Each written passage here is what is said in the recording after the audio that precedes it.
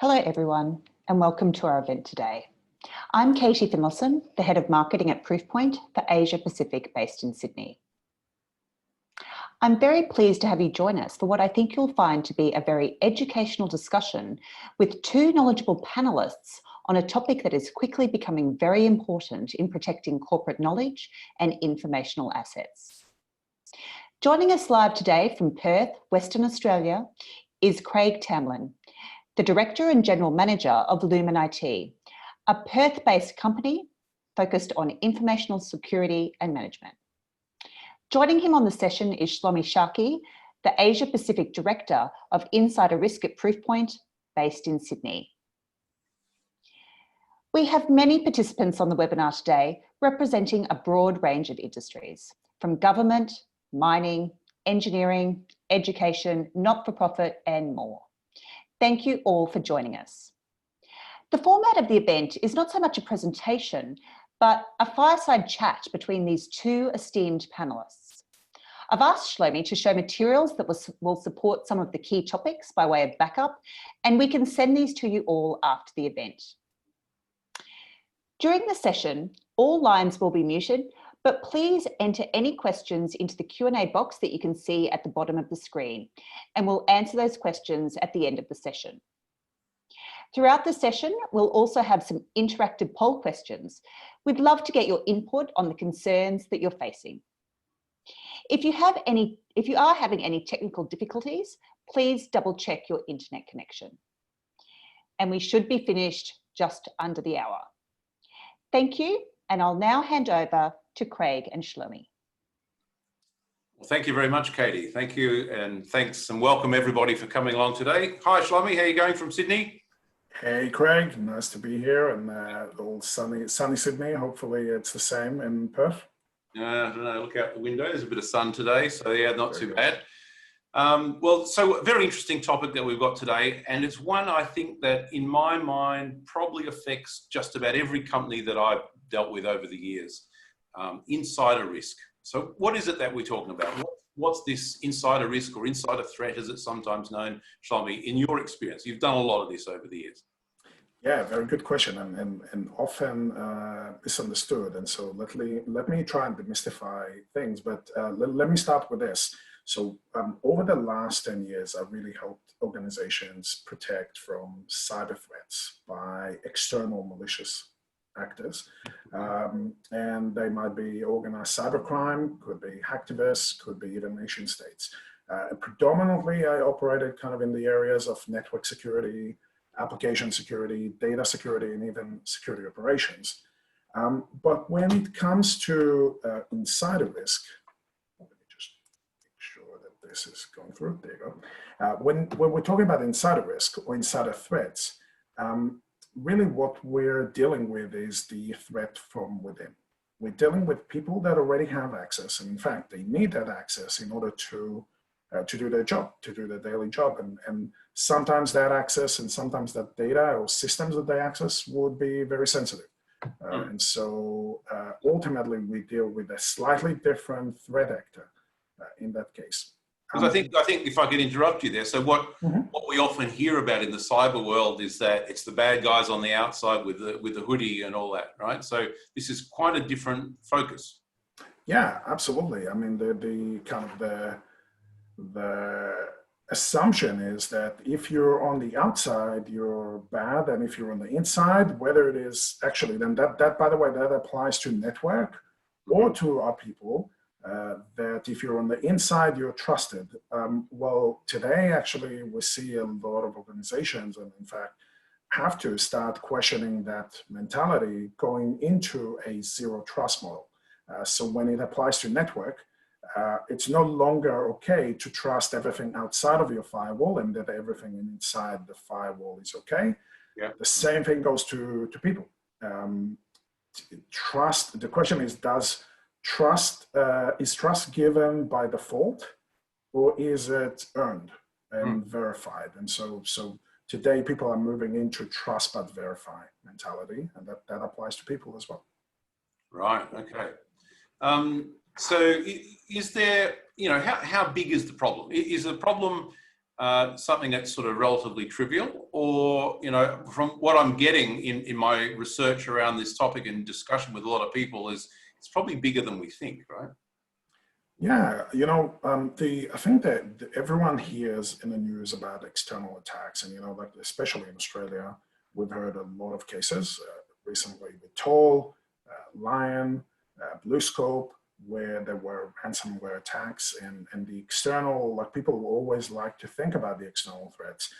The reality, though, is if you look at the research, insider threats, first of all, they're fairly complex to find. And based on the research, whether you go by Verizon or whether you go by McKinsey, you know, the numbers could vary, and I've seen different kind of research numbers, anywhere from 30 all the way up to 60 or even 70% of incidents start with someone on the inside.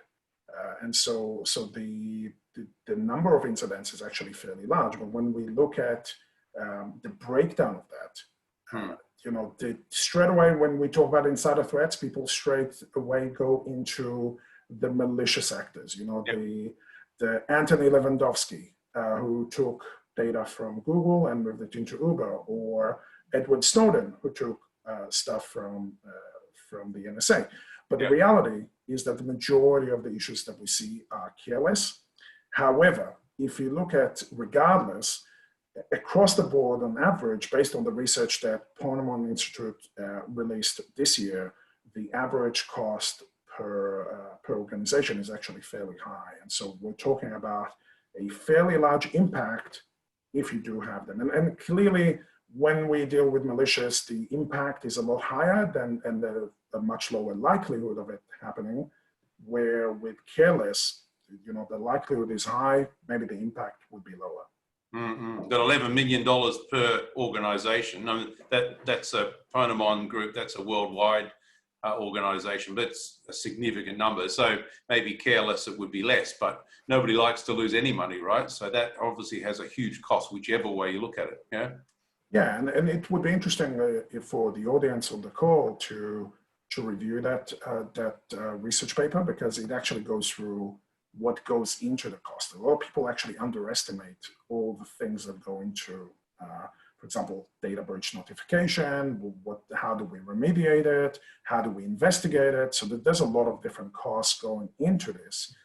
And often it's really easy to kind of underestimate it. And frankly, insider threat is not a problem until it is a problem. And then when it does happen, it actually is pretty costly and it's pretty painful. Well, I mean, that makes an interesting point. You know, when you have to notify of a breach, there's this, you know, reputation impact, right? There's an intangible cost. Sometimes if it hits the stock market, it could be actually a tangible cost. So if you look at the number of dollars that gets wiped off when somebody has a bad, you know, stock market announcement, $11 million is nothing, right? If you were to look at that, Correct. Correct. Well, not just the cost of, you know, or somebody selling on a list of clients or a list of patents or some other information. Yeah.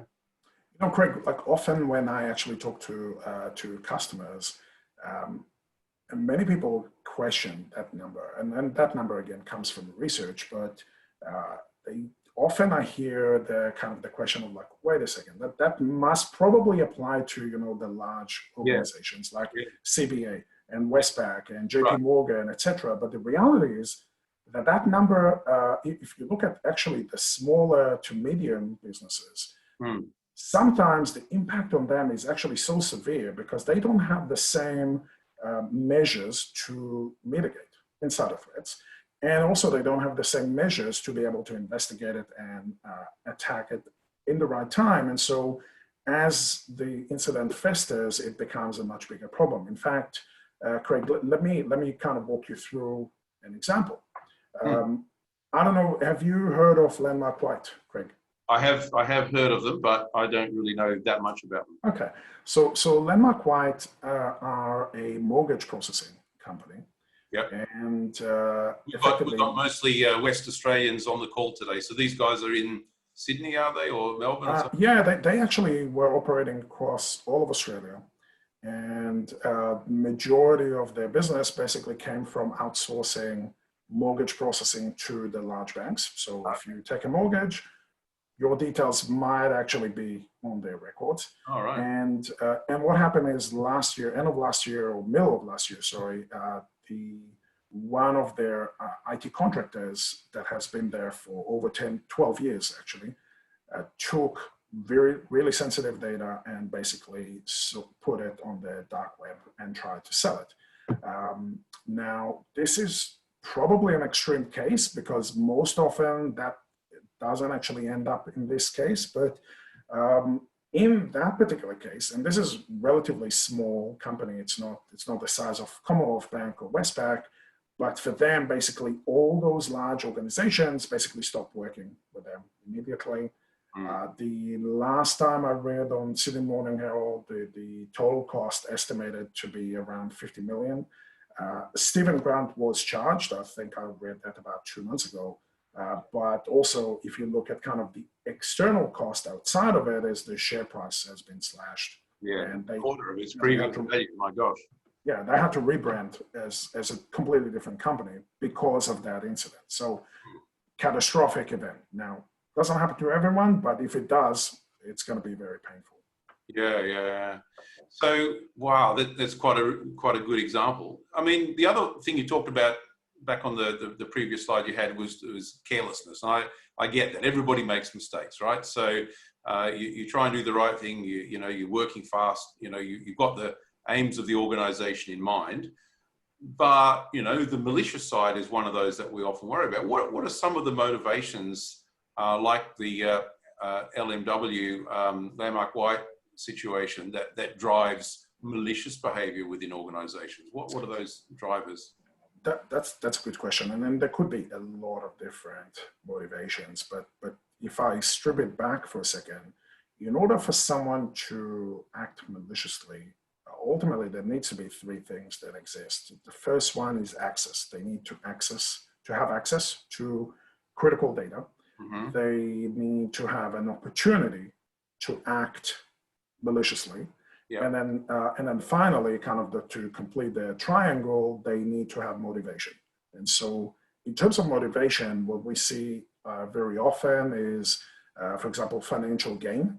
Maybe the person was under financial stress. Maybe one of the family members had an event where they need more money. Maybe a gambling issue or alcoholism. It could be many, many reasons. It could be just an opportunity to basically gain money by committing fraud. But then, it basically kind of almost like a spectrum, because on one end, you have people that might move into another job and all they want to do is to take data to the next job so that they can have a head start in the next role. And that on its own, they didn't necessarily mean to hurt the organization, but by doing so, they benefited themselves and hurt the organization. And then all the way on the other side of the spectrum, it could be, again, the financial fraud or even nation states that recruit people within an organization to steal very sensitive data. And we see that very often nowadays with the COVID-19 vaccine research. When the stakes are really high and the value of the data is extremely high, there's going to be someone who's going to be motivated enough to try and make financial gain or any other motivation that would make people steal it. Yeah, it's an interesting point, right? Because the people on the webinar today, for the organizations that are well run, well managed, and you've got a great culture, you think that you're doing all the right things, so there's no reason for people to get nasty or angry or seek revenge or some of those other malicious things. But there's often external factors outside of the purview of management that might be those motivators. But as you say, they're probably the minority, whereas the majority could be the careless or malicious types of threats. So that's an interesting thing. So, okay, no, that's really interesting. Well, this probably is a good time to use our audience here to participate and give us a bit of an idea. Katie, do you want to do the poll here, please, for us? Thanks, Craig. So I've just launched the poll, everyone. You can see that on your screen. So if you can answer multiple choice, so as many as apply, what types of insider threats are you most worried about in your organization? So cast your vote and we'll reveal the results at the end. So they're coming in. I can see Craig and Shlomi. Okay. So please remember, everyone cast your vote. So you can pick more than one, multiple choice.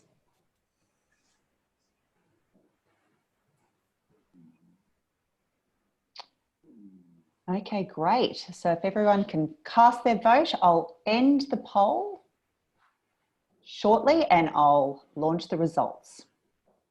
Okay, here goes. There you go, Craig and Shlomi. I've launched the results.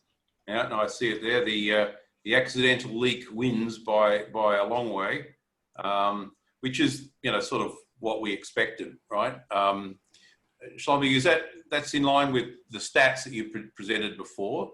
The data theft is an interesting one that came in at, you know, quite a distant second, but far greater than the fraud, misuse, or espionage. And I wonder what could be driving that. Do you want to, you know, give us your views on some of those results? Yeah, absolutely. You know, like different, in fact, if you look at the Verizon Breach report, or some of the other reports actually show that as well, depending on which industry you are, that would also have some sort of a disposition to what area is going to be more predominant in your space. So I'll give you an example. What we've seen is that specifically in healthcare, we've seen a much higher chance of having accidental leaks. In fact, 50% of data leaks in healthcare are due to people literally either accidentally, you know, fat fingering the kind of the message, or potentially not following the process, not negligently, or not maliciously, but instead of following the policies, that they kind of took the shortcut to complete their job. And as a result, we had an accidental leak. I'd like to pick you up on that one, because that's one thing that I see a lot, right? Where people are there to do their job and they're trying to be expedient. And what's changed in the last 3 or 4 months is that people are now working in unusual circumstances, whether it be home or other types of arrangements. And things aren't always in order, right? So people will download larger files because whatever, they might do it at night so that they can be productive the next day. But if they're in the office, they have the sort of relatively fast response time of the local network, right? And then that means, well, what happens if something was to occur on their personal computer at home, that because they didn't get a company supplied, you know, portable device, let's say. Is that sort of what is possible in that realm? Absolutely. I think if you probably would have been worthwhile doing another poll on that, but when talking to a lot of customers, we've seen that people, as soon as COVID-19 happened and people started working remotely, the chances of you making mistakes because of stress, at least in the early days, because you are not in the regular environment, are much higher. And so when that happens, obviously there's more chances of accidental leaks. And frankly, in the first probably 3 months of COVID-19, most organizations were focusing on just giving people access remotely. Yeah. You know, ramping up their VPN networks, giving them laptops. That was the kind of the main focus. And today, I'm seeing a lot more focus around, okay, well, now that people have access, how do we make sure that they're not actually doing stuff accidentally? Mm-hmm. Yeah, okay, so that's very interesting. So thanks for everybody for their feedback on that one. So Shlomi, you know, as custodians of data, so the ICT teams, the CIOs, you know, do we make it too easy for individuals to get access to data? You know, in general, we're just trying to get the job done, and we don't really give due consideration to securing the data appropriately. What's your thoughts? Look, I don't think that people are on purpose making it a lot easier. You know, like I think when you look at things, organizations are spending actually a lot of money and a lot of effort and a lot of time to protect their crown jewels from accidental leaks. In fact, most organizations today would have, you know, firewalls, and they would have antivirus, and they'll have EDRs and SOCs and DLP and encryption, you name it. And they invest a lot in it. And in fact, some organizations have multiple of them and in different colors as well and different brands. One of each, yeah. Correct. But when you look at kind of the problem of accidental data or data leakage, and when you really think about it, when data actually needs to move from where it should be to where it shouldn't be, it doesn't do it on its own. The data doesn't leave the building on its own. There's someone that is going to take the data from where it should be to where it shouldn't be.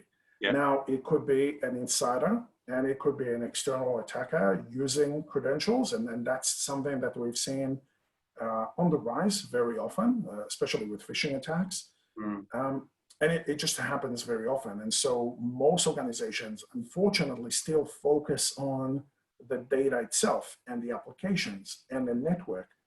And it's important to do so, but what they forget is that protection starts with people. You really need to focus on the people and who would potentially misuse that data. Yeah. So that's interesting. Do you think that Australians in general maybe are very trusting of others? And I mean, not just employees, but perhaps external people who might have access to sensitive data? I mean, there's in the world in which I work, there's not many IT shops do everything by themselves. They get external help. Many are outsourced, in fact.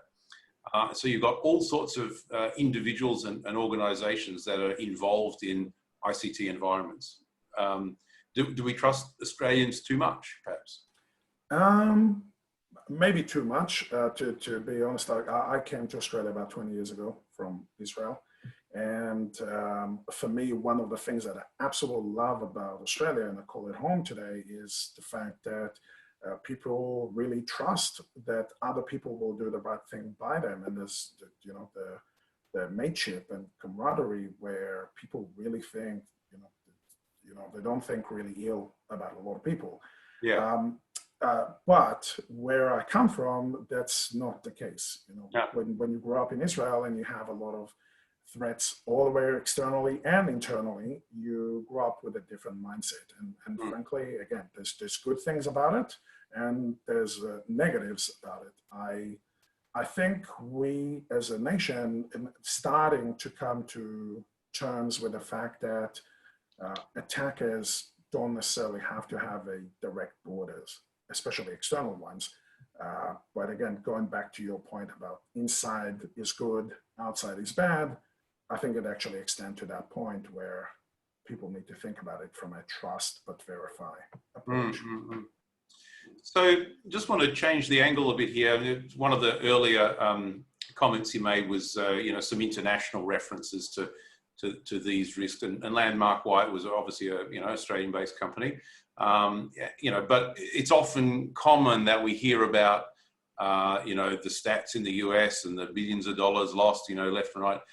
But what does it feel like here in Australia? I mean, we've said, yes, we probably are a trusting country, and that's a great place in which we live. And certainly we're all feeling pretty happy with ourselves, especially all of the West Australians on the line, that we are so isolated and our culture is good in the time of COVID, especially. But what about the stats regarding this in Australia? I mean, is it a problem that we have? Israel sounds bad. Maybe it's bad in the US, but is it really bad here? What do you think? I think what we're seeing is, and I've been in cybersecurity or information security for quite a while, both as a practitioner close to 25 years ago, and for the last 10 years, really more helping organizations. And what I've seen is that if you go back 11 years ago or 10 years ago, there wasn't really a lot of awareness to it. But since I think about 4 or 5 years ago, what happened is that OAIC put the notifiable data breach disclosure requirement. That happened, I think, about 2 years ago. That's an Australian report that we've got there, right? Correct. And so one of the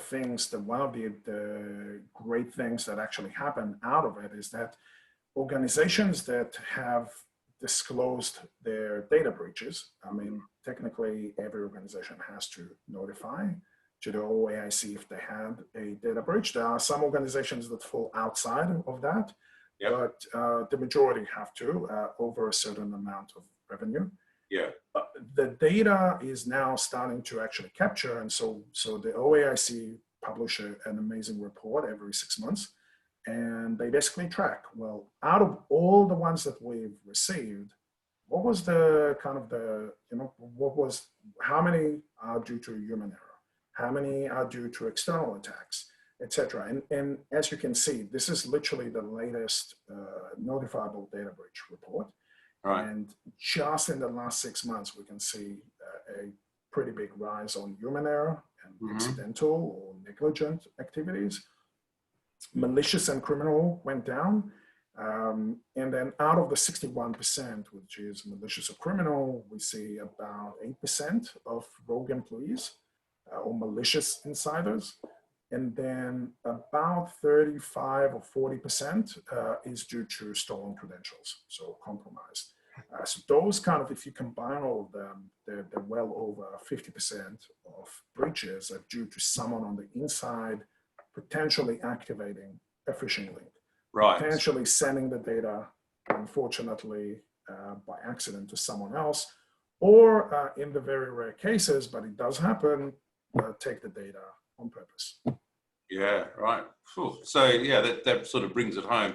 I mean, it's interesting that you break down that 61% because you look at that and you go, oh, that's the bad guys. But as you say, compromised credentials, and we hear lots of stories about that occurring. That's obviously part of the insider side of it. Yeah, okay, I get that. So for those listening on our call today, if they can identify with some of the things that we've been talking about, what do they need to think about? This sounds pretty complex, and this sounds like there's a lot of components to it. Can you talk to us about, how would you go about putting a program in place to consider this? Yeah, look, often when I talk to customers, Craig, I hear that typically that problem is not well understood, and more importantly, there's not one single owner for it. Typically, it's kind of someone in either IT or information security will own the investigation process of that. But the reality is this is a business problem. It is a problem when people act in a negligent or malicious way. Who suffers from it? It's actually the business responsibility to make sure that people are acting the right way. Yeah. And so what happens is if you go slightly kind of to the US, where we're seeing that the US, from an insider threat point of view, are about 4 or so years ahead of us. In the US, they decided to take insider threat programs in a more official way. And so when you look at, for example, Carnegie Mellon University, released a whole lot of research, amazing research, in fact. I really encourage the attendees here to go and listen to it or read it. There's a lot of very good articles and a lot of very good artifacts that you can use. They basically put together what does an insider threat program look like. And so most organizations in the US are mandated to have a formal insider threat program. And again, insider threat program, as you can see on the screen, has a lot of elements. It's not just about DLP, it's about how do we collect information? Where do we collect it from? Is it physical devices? Is it physical security access? Is it from HR, etc.? One very key important topic within an insider threat program is insider threat training and awareness. If you have good training and awareness, you're basically mitigating a big portion of insider risk. And then finally, where we see quite often we get engaged is helping organizations put prevention, detection, and response mitigating controls in place. Right. Okay, that's quite good. I mean, I think that there's a lot of elements to that. I mean, you look at that and you go, man, that's really complicated. But I think the point is, and the purpose of today is to make people aware of this as a risk area and to start socializing the concepts so that plans can be formulated over a period of time. So that's it's really good. Yeah, and Craig, let me add one thing about this. Often, I mean, again, in the US, they're looking at it as a total insider threat program. Here, from my experience, I've seen maybe 4 or 5 large organizations that are starting to put formal trusted insider programs. That's how they call it here. Yeah. And what I've seen is that in many cases, people just start with a fairly basic approach to say, you don't have to have all the pieces in the insider threat program understood, but if you can actually start mapping out your assets, what are the key things you're trying to protect?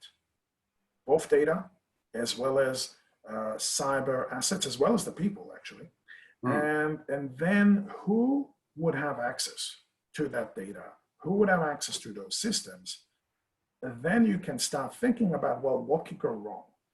How would someone on the inside that have access to it could potentially exploit it to either commit fraud or destroy the information or steal it, et cetera, et cetera. And then who is most likely within those groups potentially could cause that issue. So a very simplistic kind of high-level overview from a risk point of view could be a very good starting point to start mapping out those assets, the people, and the threats.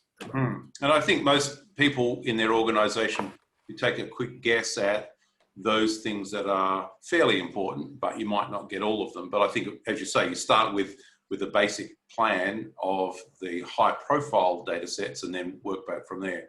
But yeah, look, almost always when I start talking to people about it, that they have an idea. It's not, they might not have everything, but they have some idea. Look, you know, if they're a health organization, they have PHI. It's pretty simple. If they're a company that takes credit cards, they might have PCI, payment card data. Most organizations have some form of PII, so they need to protect that. But then it also extends, Craig, to companies that operate in the critical infrastructure. What are the assets? The assets might not be just the data. It might be the operational technology that runs the medical devices. It runs your mining equipment. It runs a lot of different, maybe insulin pumps. There's a lot of things that you need to think about from an asset point of view. So start thinking about it, because that's an important topic. Yeah. So, I mean, taking together those 2 last slides, you know, it's the usual adage of people, process, and technology, I guess, that you use to build these out. And you need to be thinking about those, you know, organizational governance rules, the data sets you've got, and then what bits and pieces you need to actually block, alert, you know, and the other side of things. So on the people side, I mean, there's lots of different ways we can do it. So what we've got next, and Katie, I'll hand over to you, is to ask the next poll question from the assembled group, please. Hi, everyone. So I'll launch the poll now. So you should see that on your screens. What teams do you work with most often to detect and investigate user-related security incidents? This is, again, multiple choice. And we've got a list of teams there: cybersecurity, IT, HR. And I think what we're really focusing on here would be these types of insider threats. Yeah, that's the angle. Yeah. We should be playing some think music in the background like they do on TV. We definitely do. Can you hum us a quick tune? You don't want me to hum, Craig. I'm definitely. If I could hum, if I could sing, I'm not sure I'd be doing this day job, I'm afraid. No, of course I would be. So here we are. We've got the poll. So I'll end the poll now. All right. There we go. Okay, righto. So, yeah, the results are in. So, yeah, interesting that we've got a bit of a split. So, the majority is the cybersecurity team, and then we're looking at a mix between, as in second place, IT, so other people in IT, maybe for smaller organizations who don't have an IT team. But what was interesting there is the compliance. So another part of the organization who focus on risk and compliance is often the way that this is structured. Shlomi, any immediate thoughts that spring to mind from those results? Yeah, that's very typical of what we see kind of often is typically majority of the requirements or the responsibility falls on cybersecurity to investigate whether the incident is an external attack or internal attack. And then if it is internal, then who it is. Often we see HR or legal or even the business unit managers come to IT or even cybersecurity and ask them, well, you know, we have an issue with this employee or with this third-party contractor. Can you help us understand what's going on? So often, you know, cybersecurity are in the best position to correlate all the data that happens, understand what the anomalies are, and try and do the investigation really quickly. Yeah, right. In the larger organizations, one more interesting thing is we do see a bit more focus on investigation teams, sometimes within fraud and in governance, risk, and compliance. Obviously, we want to take account of that risk to make sure that it's part of your enterprise risk framework. Yeah, I've seen a couple of occasions over the years where external teams have gotten involved, and usually that's because the internal team didn't have the knowledge or the skills, you know, so I've seen that a bit. But yeah, falling mostly on the IT group, and if you have one, a dedicated cybersecurity team. So I think from what I've seen, most of the attendees along today are in one of those two categories. So that's really good. So yeah, moving on then. If an organisation at an IT level was trying to understand the risk level within their organisation, so we talked a little bit about, you know, the obvious, you know, data sets that we know to be really important.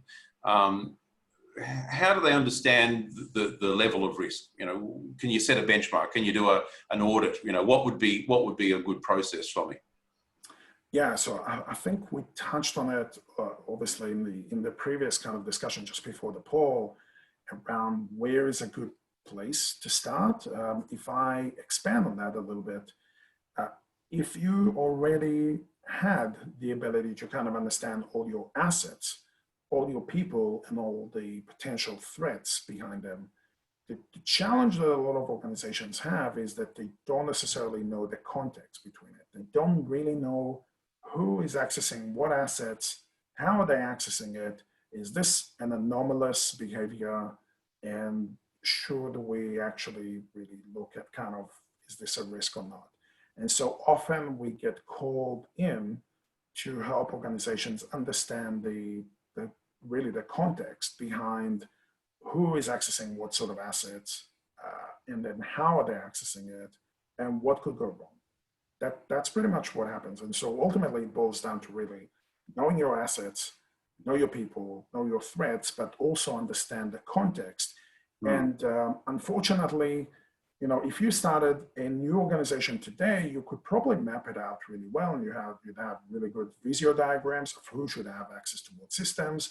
In fact, if you follow zero trust, then technically people should only have access to the data and the applications that they should.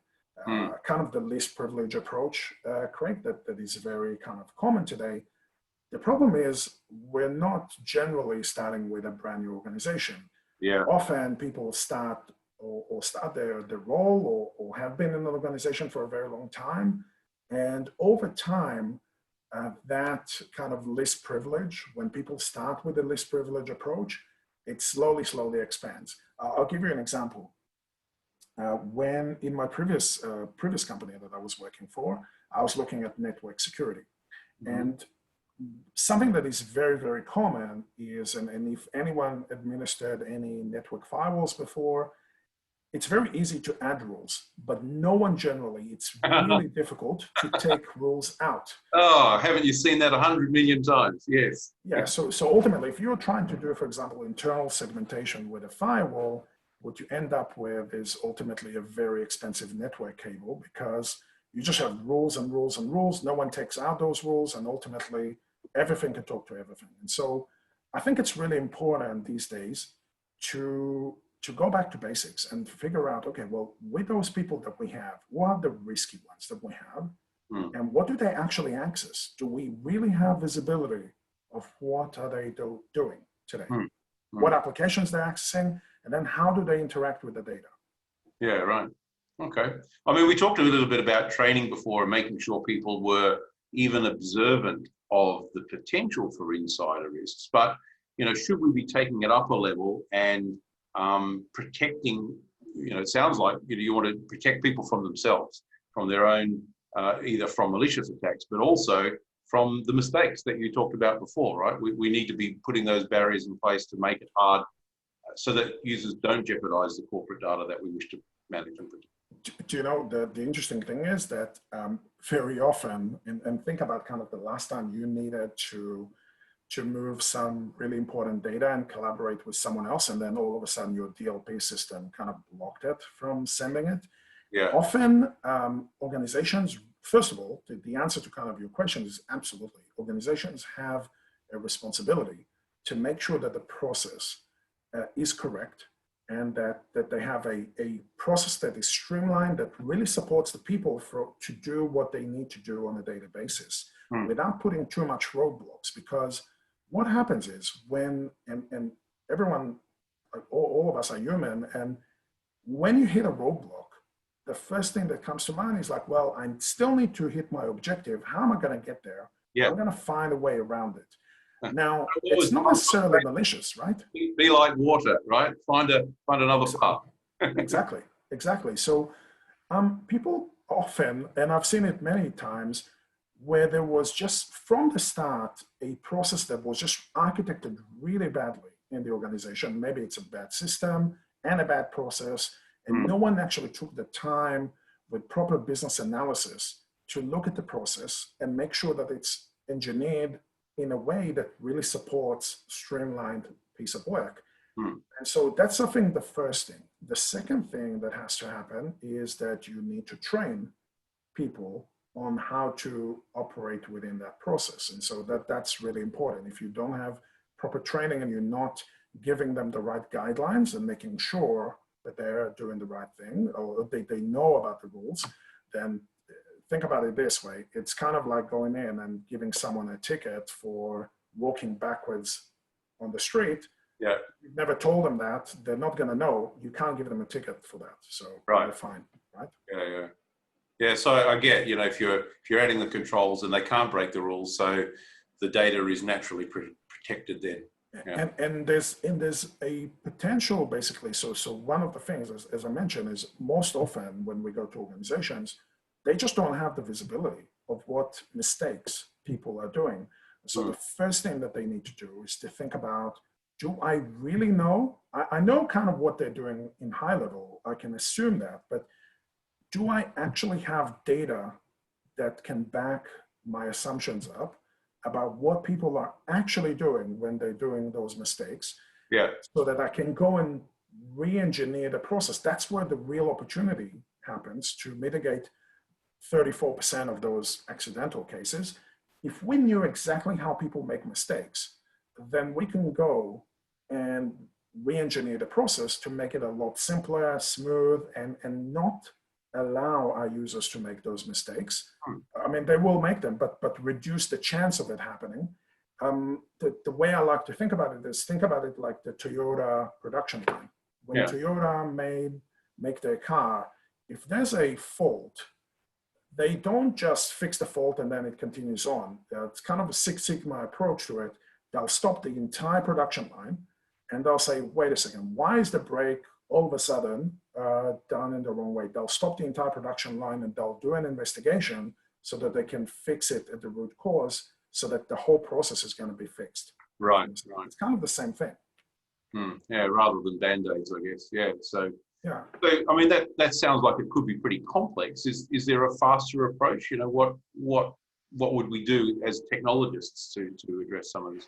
Yeah, I think as I mentioned before, no one starts with zero data, zero applications, and then they start documenting it. Most often you come in and there's like thousands of people in the organization, and the data is probably 10,000 times that amount. And so mapping sounds great on paper, but in reality, it's really difficult process to do, right? Who is accessing what sort of system? It's a really, really difficult question to ask. In fact, probably the number one question that most chief security officers, when they come in, they try and figure it out, and it takes them probably the entire career to try and figure out where it is. And even then, it's no longer, like, it's not updated.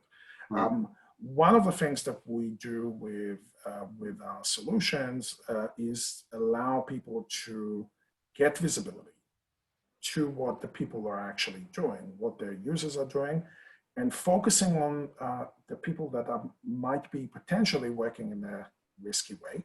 Yeah. And we do that very quickly so that you can get clarity on this without necessarily relying on third-party applications, on third-party logs, on collecting data from your Active Directory, etc. So we can give you that visibility really quickly. Kind of the promise of what user behavior analytics had, but the reality is was very difficult to implement. Yeah. And once you do that, then you have a good chance to protect yourself or start protecting from insider threats. And really the focus is then shifting to, okay, well, now that I know what applications and data my people are accessing, how are they accessing it? And then I can say, okay, well, what sort of mitigating controls can I do? Maybe I can warn the person before they're about to actually send data to Dropbox by mistake. Right. If I can warn them, then they can avoid making that mistake in the first place. Yeah. Yeah. And then finally, and then a key element of that is if they decide to continue and do that mistake, then you need the ability to accelerate incident response. And again, going back to the Ponemon report, today the average is 77 days. If it takes you 77 days to figure out what happened in the incident, it's too late. That's it. The damage has been done, the data is already out, and it's going to be really expensive to prosecute someone on the inside around this. Yeah, okay. So we're talking about some technologies here, but that could be confronting for end users, if they're blocked from using Dropbox or whatever that example was you mentioned a minute ago. What does this look like? I mean, is it going to be a not very nice end user experience, or what can you tell us about that? Yeah, so look, I'm sure every single one of us have experienced a very tight DLP policy where you can't do anything on USB and you can't send anything to cloud, and you can't. As we mentioned, people are like water. Ultimately, if someone wanted to take the data, they'll find a way around it. Yeah. And so that's going to happen. What we've seen, at least with us, with Observe It, is we took a slightly different approach. And our approach is, instead of, again, looking at the data only, we're looking at what people are doing with it. And we try and identify risky activities and then try and mitigate it before it happens. So, Craig, I'm happy to kind of give you maybe a bit of an example of how that works. Would you like to see it? And so if I give you an example, in Observe It, the way we operate is we start monitoring what activities people would do. And so in this particular case, we look at Brian that logged in at 4:29. They logged in and then they went to Google and they went to WeTransfer. They did all kinds of operations on the file. They then went to their Windows Explorer and they tried to transfer some data over Bluetooth. And then they went to GitHub and did some research around all kinds of stuff around how to hide data. That's already an indicator that already kind of indicates something it might be potentially wrong. Also, the search here that you can see on the top with Google is also probably a leading indicator that something could go wrong. No one tried to transfer any data at that point, but that behavior is already kind of indicating that something might go wrong later on. There's points of evidence in the chain of events. So this is a log file or something like that we're looking at, right? Yeah, that's just a capture of a particular person, all their activities, when they logged in, and then what happened, literally a serial kind of a timeline of what happened on their endpoint. Yeah, right. once the interesting thing comes at 4:53 when Brian tries to rename client profile to holiday pictures. Now, imagine just the standard DLP, right? If you looked at blocking all XLS files, but you allow JPEG, how would that block it? So now you have to do content scanning, and content scanning is very expensive and very hard. And in fact, anyone who tried to do this would attest that this is a really hard job. And so now we have an opportunity to actually understand a little bit about the behavior between what Brian did and what sort of data did they access and what did they do with it. And so, as you can see, renaming it to holiday pictures.jpg actually doesn't bring up any alert. But later on, when Brian tries to move the file to the Dropbox, Observe It will tell you, hey, that there's a problem here. It will alert us as an operator. But also, here's where it gets interesting, because now we have an opportunity to start shaping people's behavior. And so Observe It, as you can see, Craig, on the screen, could have a pop-up that will tell Brian, hey, you're trying to export some information from this sensitive application. Just so you know, this information is really sensitive. Please handle it with care. We then send Brian to the data or the data security policy that we have, so that they can review the data policy. And ideally, this is not just like a 10 meg kind of file that I have to go through. Ideally, it's going to take them straight into the point of what should they do when they try and collaborate with data. And then Brian can say, look, I understand that, but the reality is that data is, it's okay. And I'm needing to collaborate with my marketing department because we need to do some sort of a campaign, and it's all okay. Or if Brian had a malicious intent, which, by the way, here you can already see that, hey, why would he change this?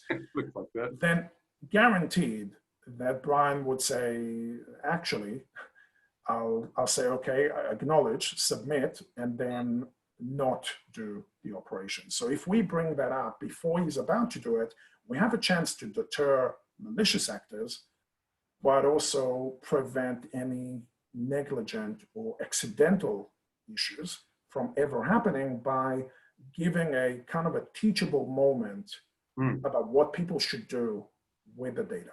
Yeah. Well, we use that term teachable moment when it comes to phishing simulation too, right? We use the point of click to alert the user that what they've just done was the wrong thing, right? And so the same, I guess, applies here.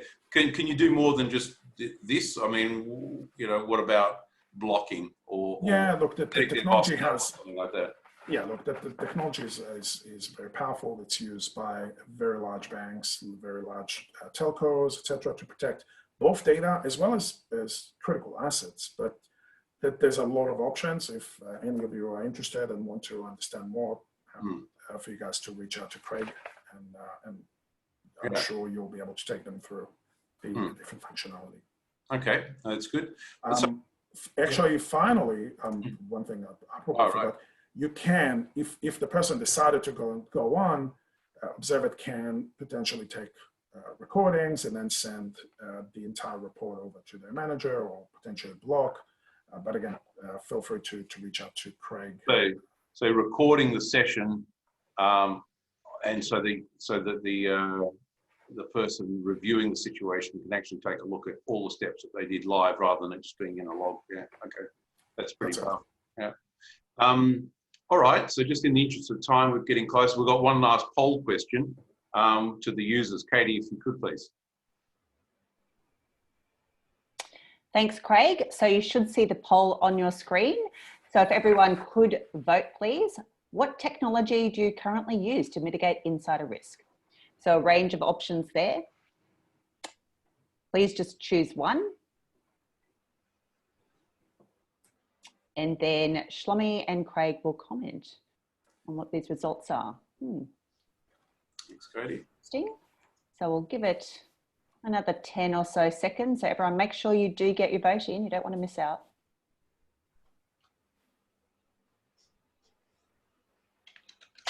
Okay, great. So what I'll do is I will launch the results. Okay. Thanks, Craig. All right, a DLP tool. Yeah, that's the one. End user, a user and entity behavior got 0.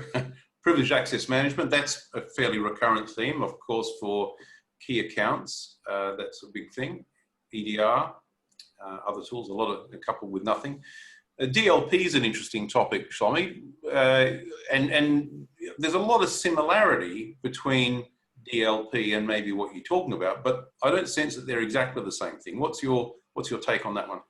Yeah, the way to look at it is, again, I think, as I mentioned before, DLP takes the approach of protecting data from a lens of the data itself. Yeah. What we see is a lot of organizations have challenges around, well, the first thing, if you want to protect the data from the data's point of view, then you need to know where it is. The second thing is you need to classify it, and that on its own is a huge task. I mean, organizations can spend 3 years and millions of dollars and lots of people just trying to do that. Yeah. Why? Because if you do it once, that's okay, but then the data changes a minute later, and then now you need something that continuously do this. And so we take a slightly different approach, and our approach is this. Think about the DLP is kind of like your bulletproof vest. It will protect you in case someone was trying to, in our case, exfiltrate data at that point in time. But what happens with all the stuff that happens before that? The person that basically went and bought the gun and put the bullets in the gun and drove somewhere and then was about to actually shoot. All these leading indicators are indicators that you need as a threat intelligence to be able to understand the context of why that data was moved from one place to another. From a place where it shouldn't be to a place where, or should be, to a place where it shouldn't be. Yeah, okay. So something that's quite a big step beyond a DLP solution. I get it. But just in the interest of time, in terms of use cases, can we quickly talk to that? What are the common reasons why people might deploy these types of solutions? Yeah, look, in the interest of time, I can spend probably a whole hour about this, but just to make it pretty short, look, we have different use cases. I mean, as I said, most organizations in Australia don't start with a full insider threat program. Yeah. They start with one specific use case. It might be your non-employee users or third-party contractors. We need to verify that they are doing what they should be doing. Another very common one is people that are basically leaving. So anyone that is departing or potentially privileged access. The one that was very common across the board in the last 6 months is remote workers. When people are working remotely, we talked about that. And then very, very uncommon, but we're starting to see that more often, is to do a whole insider threat program. But often it starts with one or two use cases, not a full program. I actually came across one the other day. A client of mine was saying to me, they have a practice where no IT administrator is allowed to look at anyone else's emails without the CEO's approval. The question then becomes, well, how do you enforce such a policy? Because IT administrators usually have the keys to the kingdom. They have access to all sorts of data sets. So you probably want to look at something to actually block that. But yeah, so that's interesting. So look, lastly, to finish up then, if I put myself in the shoes of some of the people here on the call, if some of this that we've talked about resonates with them, what would be their next step, do you think? Yeah, I think ultimately, if you want to learn a little bit more about the topic and what can be done in order to mitigate insider risk, I'd say go and talk to Craig. Craig can actually walk you through what are the different options. Craig have done a lot of work with very large organizations in that space, and can help you at first get visibility into what your people are doing, what sort of data is at risk, so that you can decide what controls you want to put in place to mitigate that risk. Yeah. All right. Well, look, thank you. We're fully done on the hour. So, Shlomi, it's been great, and thanks for sharing some of your insights. I know that we sort of said that we had you know, the ability to take Q&A questions, and I get that we've done our hour, so if people need to drop off, they can. But if we've got any questions on the Q&A, then we could certainly take those now. I see there aren't any presently, but if you wanted to put some questions in, we won't be able to see your details, but we'll see your question. We can answer those live. If there are any questions from anybody in the assembled group. Yeah, there are a few coming in, but I think we're pretty much over time. So if you guys want to send those questions over to Craig, and we're more than happy to. Yeah, all right. To take to be respectful of everybody's time. Thank you, Katie, for your assistance in setting up today's session. Shlomi, appreciate your time and your great insights into what is a very interesting topic, I think. And on behalf of Lumen IT here in Perth, thanks for everybody for coming along. We'll talk to you very, very soon. Thank you, everyone. Thank you, everyone. Thanks.